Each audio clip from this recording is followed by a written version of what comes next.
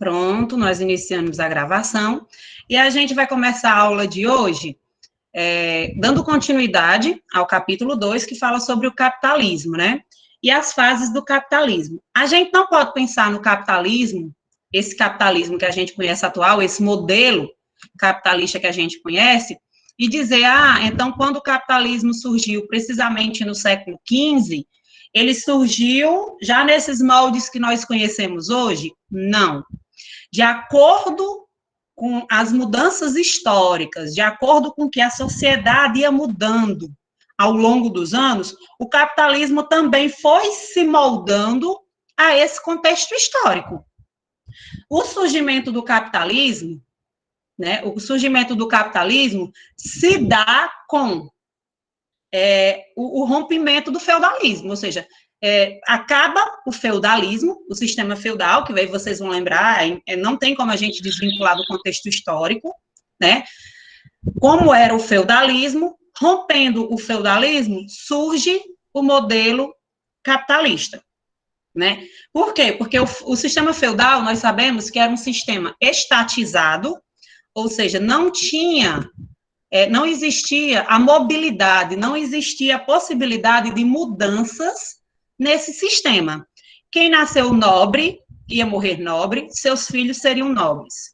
Quem nasceu servo, seus filhos seriam servos, você ficaria servo para o resto da vida. Ou seja, é um sistema estatizado, era um sistema estatizado.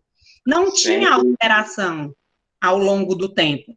Já o capitalismo, nós sabemos que existe uma característica que é primordial dentro do sistema capitalista, que é a mobilidade social. Ou seja, não é obrigado, porque eu nasci numa classe rica, ao longo da minha vida, eu ser sempre rica. Porque o capitalismo é um sistema flexível e que, ao longo do tempo, a mobilidade vai fazendo com que as pessoas passem por alterações. É claro que tem gente que nasce rica, morre rica, seus filhos, seus netos, é tanta riqueza que seus tataranetos ainda vão ser ricos. Porém, a gente tem que pensar também, e quem nasce nas condições desfavoráveis? Então, tem condições de melhorar de vida? Tem. No sistema capitalista, tem. Né? Vai de acordo com tudo que foi alcançado ao longo de sua vida, e aí você pode conquistar cada vez mais. Não é estatizado, como o feudalismo era, por exemplo. Primeira fase do capitalismo, né? É o capitalismo comercial ou mercantilismo. Aqui eu coloco várias informações, mas eu vou tentar resumir melhor para vocês, né? O capitalismo comercial, ele surge no foco das grandes navegações. Lembrem-se, as grandes navegações, século XV, a Europa queria expandir seu mercado, o seu comércio, né? Ela queria conhecer novas rotas marítimas. E aí o capitalismo vai surgir dentro desse contexto, o capitalismo comercial. Por quê, né? Quando as potências europeias buscavam novas rotas de comércio, principalmente para as Índias. O acúmulo de capitais era resultado de troca de mercadorias, sempre regulado pelo governo para aumentar o seu poder.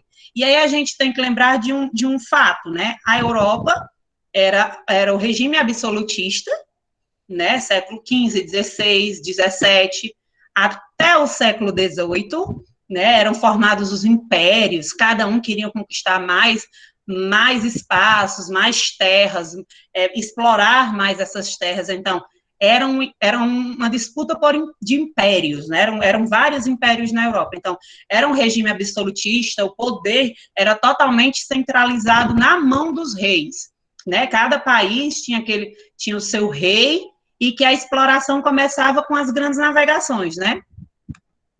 O que era o mercantilismo, né? Era a política econômica praticada pelos estados absolutistas. O objetivo, fortalecer o Estado e a burguesia. Os princípios, o metalismo, a exploração de metais preciosos, né, nas colônias. Nós sabemos que aqui no Brasil vai acontecer essa exploração só no século XVIII, com força, né, a exploração dos minérios, principalmente em Minas Gerais.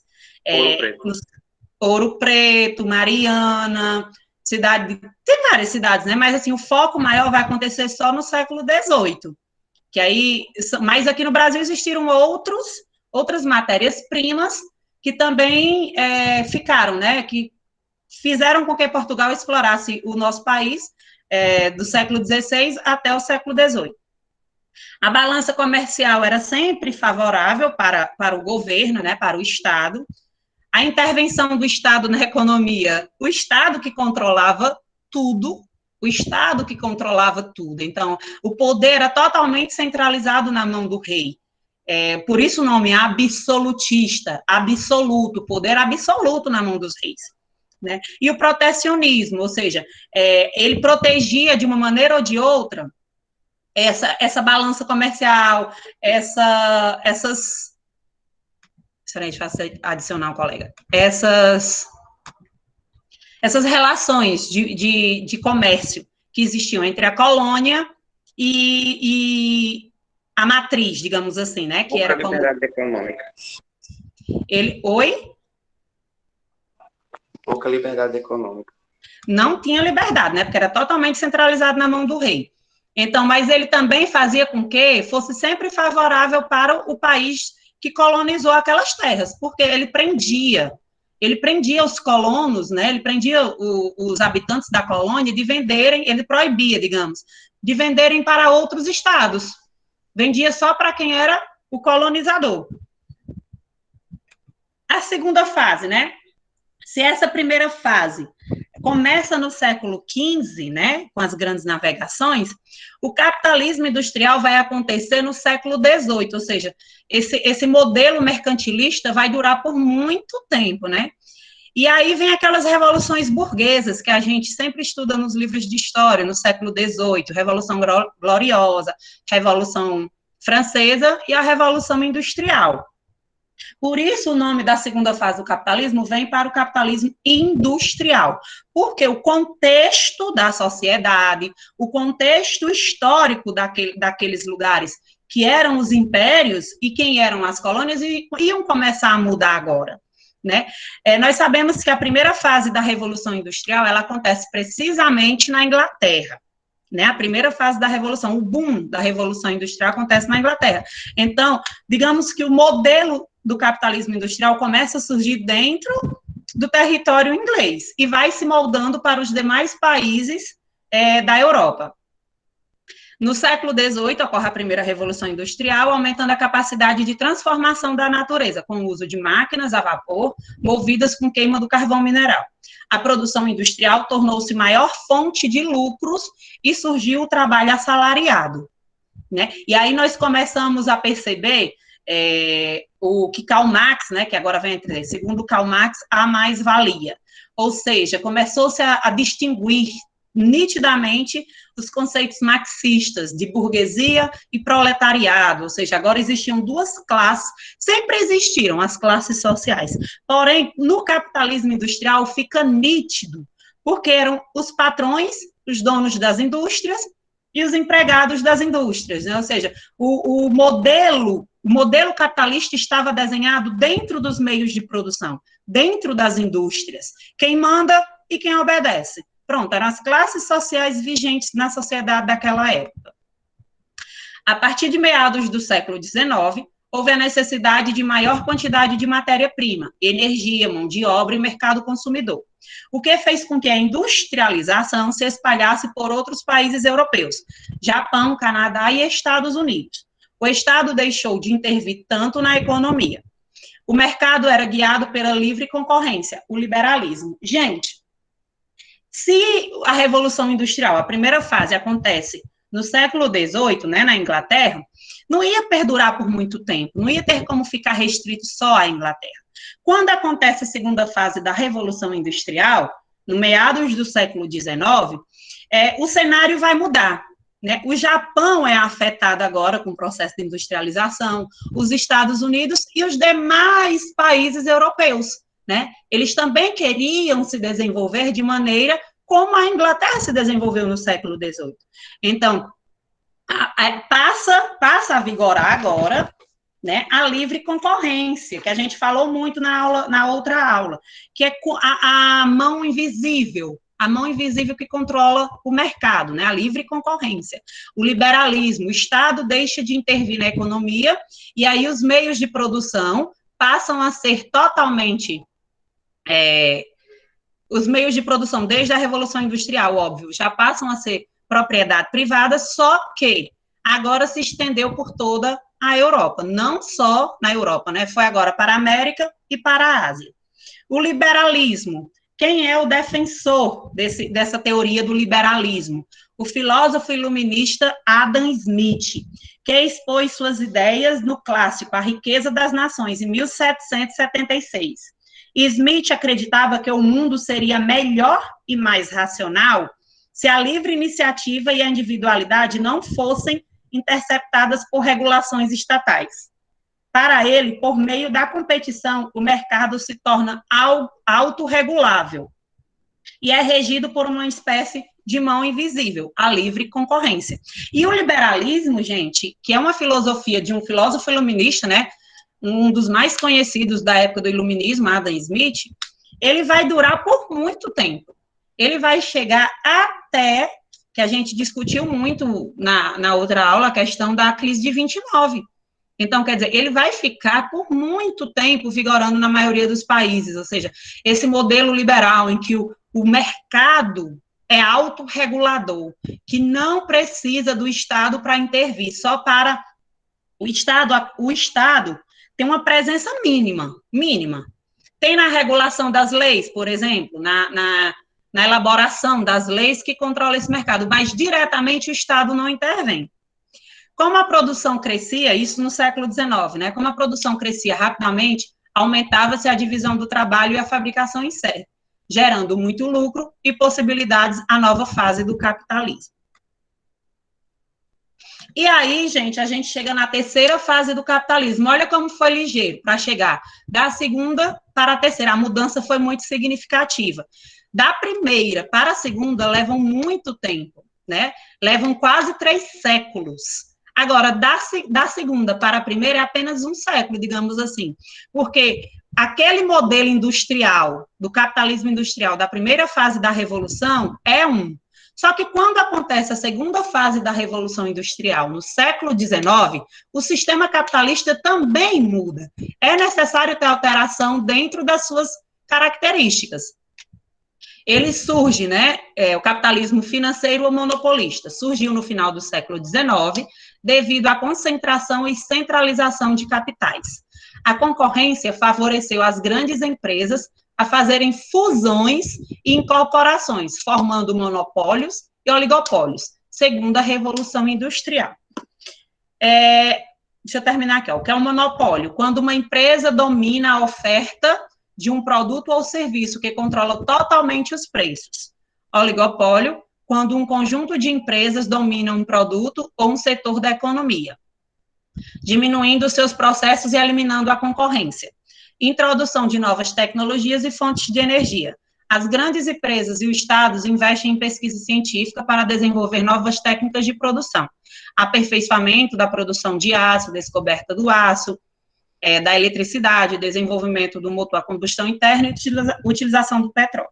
Aí vocês podem estar se perguntando, mas, Carol, qual foi a diferença dessa primeira fase da Revolução Industrial para a segunda, já que o capitalismo mudou? Foi a tecnologia. Se eu utilizava o ferro na primeira fase da Revolução, na segunda eu vou usar o aço. Se eu utilizava o carvão, na segunda eu já estou com petróleo. Eu já tinha na segunda a energia elétrica. Então, foi muito desenvolvimento tecnológico no século XIX. Muito do que nós usufruímos hoje vem desse desenvolvimento do século XIX. E o que é que isso tem a ver com o capitalismo? Porque na primeira fase da Revolução Industrial, o capitalismo era apenas um giro de investimento, ou seja, o que a empresa lucrava voltava para investimento dentro da empresa. Já na segunda fase do capitalismo, por isso o nome capitalismo financeiro, vai voltar o quê? Vai entrar dentro dessa perspectiva o quê? Vai entrar agora, gente, o investimento das instituições financeiras, ou seja, bancos. Os bancos começam a investir, né? Existe uma injeção de dinheiro de outro lugar, Não é só o meu lucro que eu vou investir agora, eu vou investir meu lucro e vou pegar mais dinheiro ainda. A nível de sugestão de pesquisa, para vocês entenderem bem essa questão de monopólio, principalmente que acontece nessa segunda fase do capitalismo, vocês podem pesquisar sobre, por exemplo, o industrial dos Estados Unidos do século XIX, Rockefeller. Ele foi um do... Imaginem vocês, ó, eu vou só fazer uma comparação. Nos dias atuais, quem tem refinaria de petróleo? Quem tem posto de gasolina não é rico? Só ter posto de gasolina não é rico? Já é muito rico. Imaginem vocês ter uma refinaria de petróleo.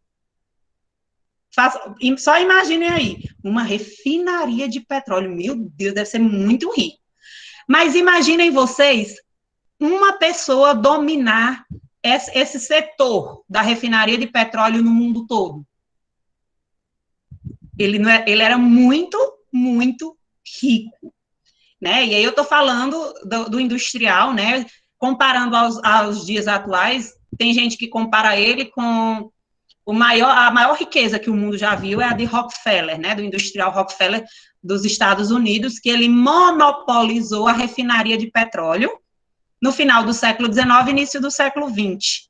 Quer dizer, ele dominava. Só isso que o Estado, no século XX, o Estado, né, o Estado dos Estados Unidos, quando eu falo Estado, o governo dos Estados Unidos, chegou a obrigar a ele a desmembrar esse monopólio.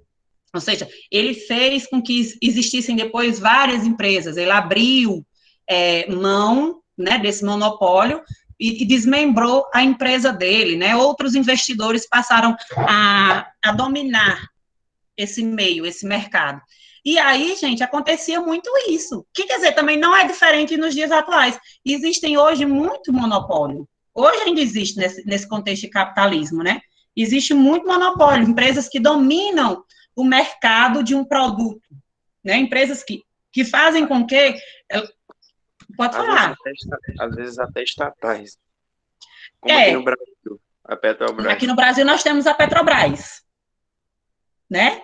Aqui nós temos a Petrobras, que o petróleo, para quem não sabe, né, até 1930, mais ou menos, dizia-se que aqui no Brasil não tem petróleo, mas aí investimentos e tal, né, propriedade privada junto com o governo, na época de Getúlio Vargas, a exploração do petróleo, descobriu-se petróleo no Brasil. E aí hoje, o monopólio do petróleo no Brasil é uma estatal. Né? Porque graças a Deus que é uma estatal, graças a Deus que é nosso. Então, isso é muito bom. Vamos lá. E aí a gente falou um pouco sobre as fases do capitalismo. Carol, para nessa terceira fase, né? Quer dizer, não existe outra fase. Há quem diga, vários estudiosos, que nós estamos vivendo a quarta fase do capitalismo. Quando a gente fala sobre a informatização, sobre as novas tecnologias, né, sobre esse todo desenho que existe no mundo sobre a informatização. Mas, assim, há quem defenda, outros também não apontam, mas existe uma revolução. Nós sabemos que existe a revolução, né, essa quarta fase, porque a globalização hoje é intensa. Os blocos econômicos, existe um novo desenho, né, no mundo. Mas aí, como o livro de vocês, né, ele aborda essas três fases, eu resolvi abordar as três fases. Mas aí, há outros contextos que falam da quarta fase, que seria o capitalismo dentro do contexto da informatização, né, dos investimentos, por exemplo, em informatização. E aí a gente vai chegar... Gente, quem quiser ir acompanhando pelo livro, essa página aí é a página 40, né? E aí a gente vai chegar do que é o socialismo, tão falado, tão abordado, principalmente nesses últimos anos, né? É uma filosofia, né? Assim como o capitalismo, é uma filosofia também, uma filosofia política, né? Que também existem também em alguns países do mundo. Né? Um sistema onde todos os meios de produção pertencem à coletividade, onde não existe o direito à propriedade privada e as desigualdades sociais são pequenas, né? Quando ele foi criado, essa era a definição perfeita. O socialismo é uma sociedade superior ao capitalismo, pois prega a igualdade social, um grau superior de bem-estar e liberdade, e a ausência de crises e desemprego, economia planejada. Nós sabemos que, na prática, não é assim, né? Quando Karl Marx, ele idealizou, já existiam, né? Eu vou abordar mais à frente, os socialistas utópicos, né? Quando ele pensa com Friedrich Engels sobre o socialismo, né, quando ele começa a perceber que os meios de produção, né, os donos dos meios de produção exploravam os trabalhadores, ele percebe também que deveria existir outro sistema.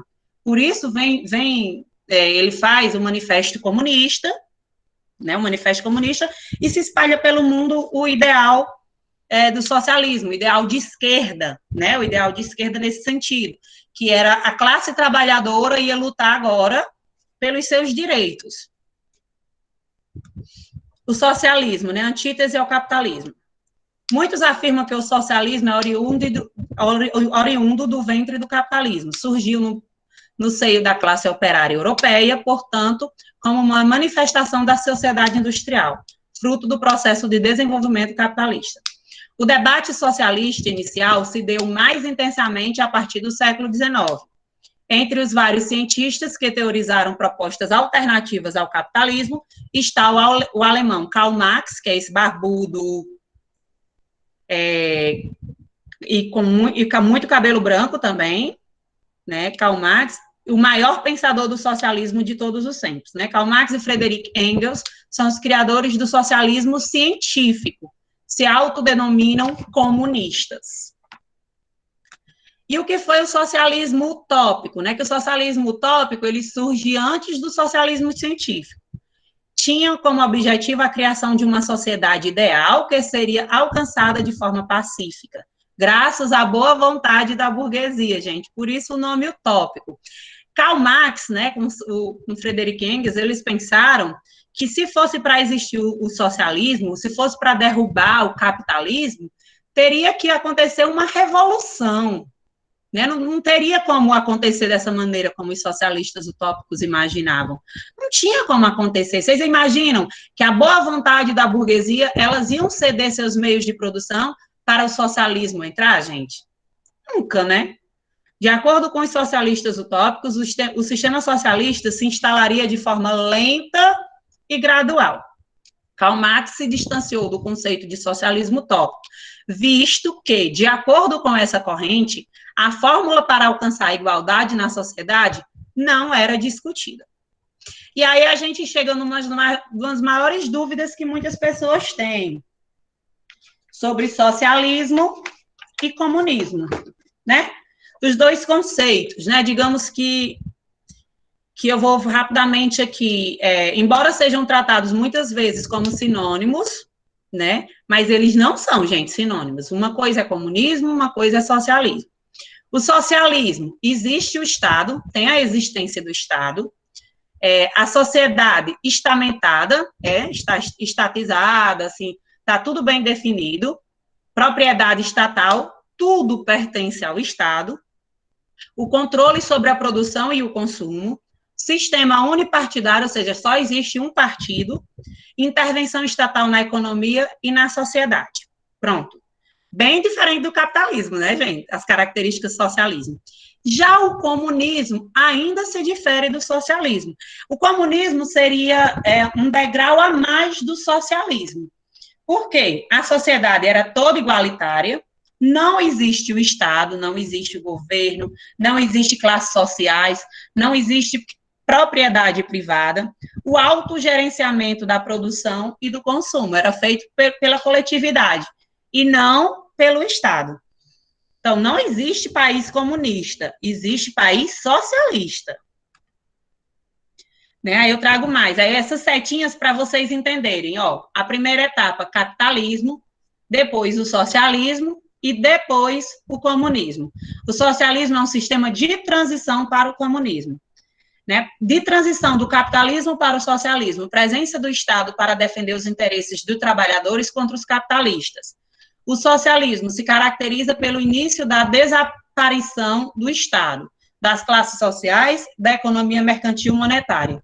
E o comunismo, fim completo do Estado e das classes sociais, que é um sonho, né? Porque imaginou viver, é uma utopia, né? Viver num mundo sem desigualdade, sem classes sociais, sem ninguém passando fome, se todo mundo come arroz com feijão e carne em casa, todo mundo vai comer igual, né? É bem utópico isso, não tem como existir, principalmente dentro do contexto que a gente imagina nos dias atuais, né? O sistema capitalista é hegemônico, por isso que a gente tem que entender um pouco mais sobre o que é comunismo, socialismo, para a gente até ter uma noção quando a gente, às vezes, é questionado sobre o que é isso, ou então se fala do comunismo, né? Não é que alguém defenda o comunismo, ser de esquerda não significa que você defende o comunismo, não. Até porque não existe o comunismo, não existe o comunismo de fato, né? Nenhum país do mundo é comunista de fato, até porque todos têm Estado, todas têm o Estado. A Cuba tem Estado, Coreia do Norte tem Estado, a União Soviética, quando depois da Revolução Russa, formou a União Soviética, tinha um Estado. Então, todos os países, a China tem um Estado, tem um governo, né, tem um governo sempre intervindo. Então, não tem um comunismo. Né? Existem países socialistas com base nos partidos comunistas, né, com base no Partido Comunista. Mas, de fato, o sistema comunista não existe. E aí a gente chega, né, à crise de 1929, né, a queda da Bolsa de Valores de Wall Street em Nova York, o crash. Por que eu estou falando agora? Porque lembra-se que eu falei do liberalismo de Adam Smith, a liberdade econômica, sem o Estado intervir na economia, desde o século XVIII, com os pensamentos de Adam Smith, e consolidando no século XIX, né, com a segunda fase da Revolução Industrial. Então, isso vai durar até 1929, quando a Bolsa de Valores sofre esse boom, né? Caiu, pessoas foram desempregadas, pessoas perderam muito dinheiro. Então, o Estado precisou intervir na economia. Ou seja, o mercado não conseguia se reerguer sozinho. Eles eram livres, né? Eles funcionavam apenas com a autorregulação, ou seja, a livre concorrência, era o que controlava naquela época. Então, com a crise de 29, aconteceu o quê? O Estado precisou intervir na economia para que conseguisse novamente estruturar o país, né, os Estados Unidos e os países capitalistas, porque a crise não afetou só os Estados Unidos, afetou também outros países que viviam, até mesmo o nosso país, o Brasil. Na época, nós vendíamos café, né, nós éramos o maior produtor de café, então, consequentemente, acontecendo a crise, ninguém ia vender café. Se estava todo mundo em crise, quem ia ficar comprando café? E o que o pessoal produziu? Né? Então, tem todo um contexto histórico, Getúlio Vargas, não sei se já foi, não lembro agora se já foi Getúlio, mas eu sei que o presidente da época teve que queimar muitas sacas de café, ou seja, o governo teve que comprar sacas de café, comprar e não tinham de estocar, queimava sacas de café para que as pessoas aqui também, né, para os proprietários das fazendas também não perdessem tanto, que todo mundo perdeu, mas não perdessem tanto. E aí aí surge, né, surge dentro desse contexto da crise de 29, da intervenção do Estado, o keynesianismo. O que foi o keynesianismo? Surge dentro da teoria do defensor John Maynard Keynes. John Keynes, né? Keynes, ele cria uma teoria que é opositora ao liberalismo. Ele não concorda essa liberdade da economia, né? Ele cria uma teoria contrária ao liberalismo. Após a crise de 1929, da quebra da Bolsa de Valores de Nova York, o Estado é que é o empresário e o planejador de toda a economia. Intervenção do Estado na vida econômica com o objetivo de garantir o pleno emprego. Essa teoria do Keynes, ela foi tão importante que como é que eu posso dizer, inspirou na época o presidente dos Estados Unidos, né, na época, a criar a política do New Deal, né? Que foi a política de recuperação econômica para a Grande Depressão. O presidente da época era o Roosevelt, né? Franklin Delano Roosevelt, que governou os Estados Unidos de 33 a 45. Só que aí o keynesianismo... desculpa. Acho que está aqui. O keynesianismo, né? O Estado como agente indispensável de controle da economia, com o objetivo de conduzir a um sistema de pleno emprego.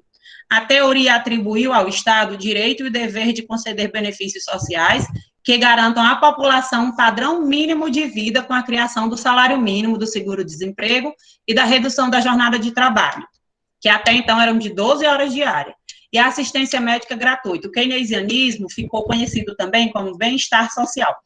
Gente, imaginem vocês, a crise de 29 acontecendo, o que é que o Estado tinha que fazer? Estimular o pleno emprego dos cidadãos. Por quê? Consequentemente, se o cidadão tinha emprego, ele tinha salário. Ele tendo salário, ele vai consumir. E como é que o Estado podia fazer isso? Gerando empregos com obras. O Estado sempre pode fazer obras. Por exemplo, criar um porto, né? Planejar um porto, rodovias, pontes, viadutos, prédios públicos, ou seja, quanto mais o Estado investia nessas ações, mais o pleno emprego do cidadão estava garantido. Consequentemente, o emprego garantido, os cidadãos iriam consumir, né? Iriam consumir o produto que eles estavam produzindo. Isso era muito importante, porque o dinheiro estava circulando, né? E o keynesianismo, ele vai durar, gente, ele vai durar por um bom tempo.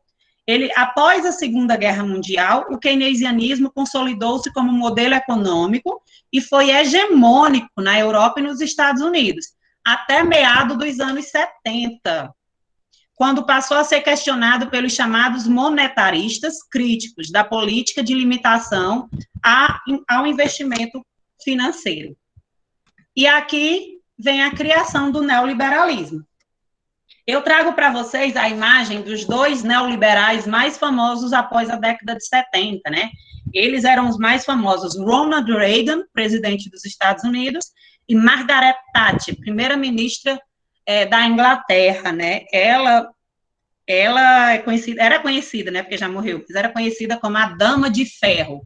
Tem até um filme, viu? Em homenagem a essa pessoa tão influente que foi no século XX. Com a supremacia, né, do keynesianismo no capitalismo, a partir da segunda metade do século XX, esses novos liberais estiveram na penumbra da disputa ideológica. No entanto, a partir dos anos 70, as críticas ao keynesianismo aumentaram e os neoliberais ganharam força, sobretudo com a ascensão dos importantes líderes mundiais, que defendiam as práticas neoliberais, Ronald Reagan e Margaret Thatcher. O neoliberalismo reacendia os ideais de Adam Smith, com ressalva de que se faziam necessários ajustes às ideias do economista inglês para atender à realidade do século XX. Ou seja, eles queriam reaviver aquele liberalismo de Adam Smith, lá do século XVIII, ele queria que voltasse agora. Só que, é claro, dentro de um contexto diferente. Eles iam adequar a ideia do Adam Smith dentro do contexto do século XX, né? Um contexto tecnológico, um contexto pautado numa geopolítica diferente. Então, o liberalismo, ele traz aquela mesma ideia, né? A mínima intervenção do Estado na economia, né? Mínima intervenção do Estado na economia, pouca intervenção do governo no mercado de trabalho, política de privatização, gente, privatização, para quem não sabe, privatizar é tornar o que é público privado. Ou seja, como nós falamos anteriormente, nós temos uma estatal, nós temos várias estatais, né, que o Brasil é conhecido por tantas estatais. Então, nós temos uma estatal muito conhecida, que é a Petrobras. 400 e tantas. Nós somos, graças a Deus, e eu queria que permanecessem todas, mas, infelizmente, o estímulo, o neoliberalismo está permanecendo no governo, e eu acho que vão vender muitas, viu? Infelizmente, né? E aí, a privatização de neoliberais.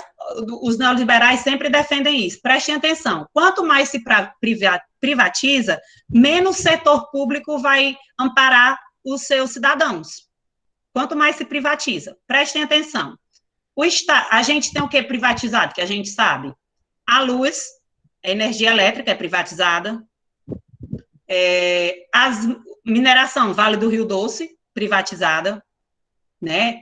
Nós sabemos que não é mais uma estatal, hoje ela pertence a outros proprietários, foi na época do Fernando Henrique Cardoso. Os aeroportos do Brasil já foram privatizados na gestão do atual governo. Então, quer dizer, tem muita coisa. E não é legal. Hoje, o discurso que existe muito é a privatização dos Correios, né? Dizem que a próxima estatal a ser privatizada são os Correios. Então, quer dizer, é uma discussão. Porque não está rendendo lucros para o Estado, porque o Estado está perdendo, o Estado está tendo prejuízo. Mas e aí? Vocês já imaginaram, nós agora, nesse momento de pandemia, sem o SUS, nós tendo que pagar tudo, porque a privatização é isso. Estados Unidos, por exemplo, o sistema de saúde é privatizado. Escolas, muitas escolas por aí no mundo não têm educação pública, tem que pagar. Só estuda quem tem dinheiro. Ou seja, só vai se beneficiar das coisas do seu país quem tem dinheiro. Então, é uma reflexão importante. A privatização não garante qualidade de serviço. Não garante qualidade de serviço. Isso é ilusão. Porque o discurso é esse. Se privatizar, você vai ter qualidade, mas isso não garante qualidade no serviço. Mas vamos continuar, né? Livre circulação de capitais internacionais e ênfase na globalização, abertura da economia para a entrada de multinacionais. Nós sabemos que nesse período, década de 80, né, 90, muitas multinacionais entraram nos países, né, mas em compensação também agora no Brasil, muitas estão saindo do nosso Brasil, infelizmente. Adoção de medidas contra o protecionismo econômico, desburocratização do Estado, leis e regras econômicas mais simplificadas para facilitar o funcionamento das atividades econômicas. E aí, o sistema neoliberal existe? Existe. A maioria dos países do mundo capitalistas hoje são neoliberais, né? A maioria, não vou dizer que é uma hegemonia, não. O neoliberalismo é uma perspectiva dentro do capitalismo, né? Mas também não é uma regra, né? Não é via de regra, todos os países capitalistas são neoliberais? Não. Aí a gente chega em outra vertente, a social-democracia clássica, né? Que é muito parecida com o keynesianismo, é muito parecida, vem dentro dessa perspectiva keynesiana, só que o envolvimento é difuso do Estado na vida social e econômica. O domínio da sociedade civil pelo Estado coletivista, a administração keynesiana da demanda, somada ao corporativismo, papéis restritos para os mercados, a economia mista ou social. Gente, essa perspectiva social, democracia clássica, existe muito nos países nórdicos. Os países nórdicos, que quando a gente vai estudar um pouco, na sociologia do segundo ano, acho que a gente estuda muito, essa questão dos países desenvolvidos e subdesenvolvidos. Os países nórdicos, né, Dinamarca, Noruega, Suécia, eles têm esse modelo, né, para social-democracia, porque eles têm uma cobrança muito alta de impostos, porém, eles devolvem para a população em forma de bom atendimento, eles devolvem de uma saúde de qualidade, educação, segurança, e a população participa desse governo de uma maneira da democracia, tanto representativa quanto participativa. Então, tia Carol, que sonho seria o Brasil desse jeito? Mas aí nós temos que ver que esses países que adotam esse modelo, eles têm um contexto totalmente diferente. São países pequenos, né? São países dentro de um cenário totalmente diferente, né? Os países nórdicos hoje são os melhores para se viver no mundo, digamos assim, né? Tanto que muita gente busca chegar até eles, né?